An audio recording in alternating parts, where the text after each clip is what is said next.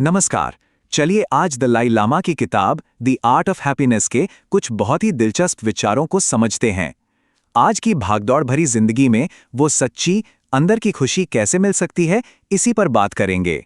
तो एक सीधा सा सवाल, क्या कामयाबी का मतलब हमेशा खुशी होता है? ये एक ऐसा सवाल है जो शायद हम सबके मन में कभी न कभी आता है। क्योंकि अक्सर ऐसा होता है कि हम बाहर से तो सब कुछ हासिल कर लेते हैं, पर अंदर से एक खालीपन महसूस होता है।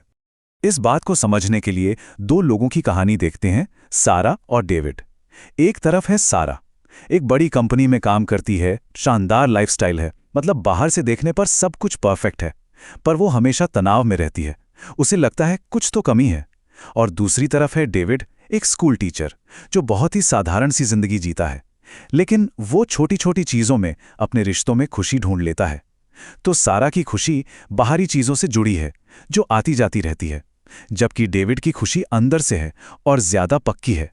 तो यहीं से दलाई लामा का पहला और सबसे बड़ा आइडिया सामने आता है। क्या खुशी सिर्फ किस्मत वालों को मिलती है, या फिर ये कुछ और है? दलाई लामा कहते हैं कि हमारी जिंदगी का मकसद ही खुशी की तलाश करना है। ये एक यूनिवर्सल गोल है जो हम सब के लिए एक जैसा है। अब यहां पर एक बहुत मजेदार बात है। खुशी को ऐसी चीज नहीं है जिसे खरीदा जा सके या जो किस्मत से मिल जाए, बल्कि ये एक हुनर है, एक स्किल है, जिसे हम कोशिश करके, प्रैक्टिस करके सीख सकते हैं। सोचिए, ये आइडिया ही कितना पावरफुल है। ये हमारी खुशी का कंट्रोल वापस हमारे हाथों में देता है। इसी से जुड़ा एक और कॉन्सेप्ट है हैप्पीनेस बेसलाइन। इसका मतलब है कि हम सब की खुशी का एक डिफॉल्ट लेवल होता है। जिंदगी में कुछ बहुत अच्छा या बहुत बुरा होने पर यह लेवल थोड़ा ऊपर नीचे होता है, पर कुछ समय बाद हम वापस अपनी उसी बेसलाइन पर आ जाते हैं। और हाँ, खुशी के रास्ते में एक बहुत बड़ा जाल है, दूसरों से तुलना करना। जैसे एमा को देखिए, वो एक कामयाब वकील है, लेकिन हमेशा खुद को अपने सहकर्मियों और पड़ोसियों से कंपेयर करती रहती है। नतीजा, वो कभी खुश नहीं रह पाती। वहीं दूसरी तरफ एलेक्स है, जो अपनी एनर्जी दूसरों से तुलना करने में नहीं, बल्कि अच्छी बातचीत करने और दूसरों की मदद करने में लगाता है। वो सच्ची खुशी महसूस करता है। तो सवाल यह है कि ये अंदरूनी खुशी पैदा कैसे की जाए? जवाब है माइंड ट्रेनिंग, यानी अपने मन को साधने की कला। इसे ऐसे समझिए जैसे हम एक्सरसाइज करके अपनी बॉडी को फिट रखते हैं, ठीक वैसे ही हम अपने मन को भी ट्रेन कर सकते हैं। ये ट्रेनिंग हमारी सोच, हमारी भावनाओं और हर सिचुएशन पर हमारे रिएक्शन को बदलकर हमें एक ज्यादा खुश इंसान बनाती है।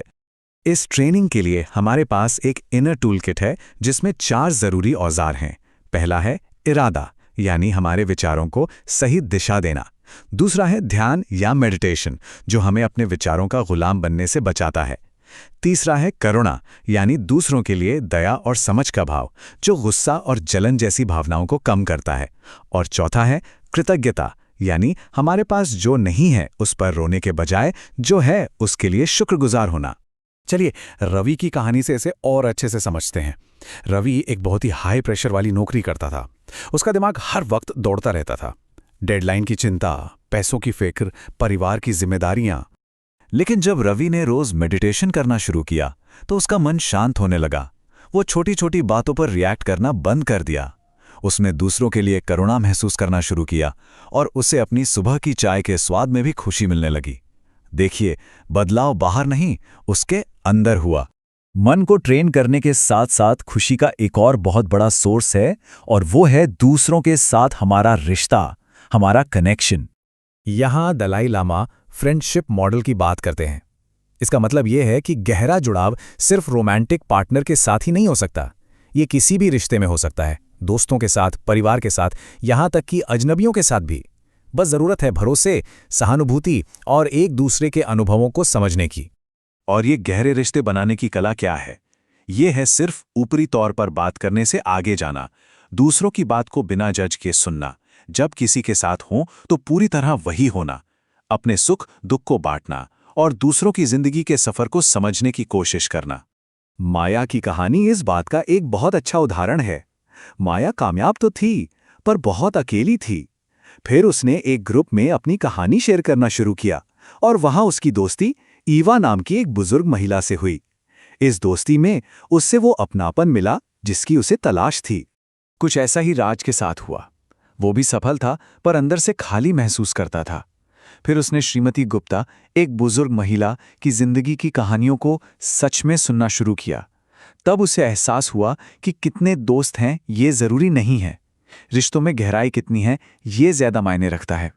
तो इस पूरी चर्चा का सार क्या है? बात घूम फिरकर एक ही जगह आती है। खुशी कोई बाहरी मंजिल नहीं है जिसे हमें हासिल करना है। ये एक अंदरूनी बदलाव है। ये हमारे मन को ट्रेन करने और दूसरों से दिल से जुड़ने से पैदा होती है। तो अब आखिर में एक सवाल। खुशी के लिए अपने मन को ट्रेन करने की इस यात्रा को शुरू करने के लिए आज ही वो एक छोटा सा कदम क्या हो सकता है जिसे उठाया जा सकता है? जरा सोचिएगा।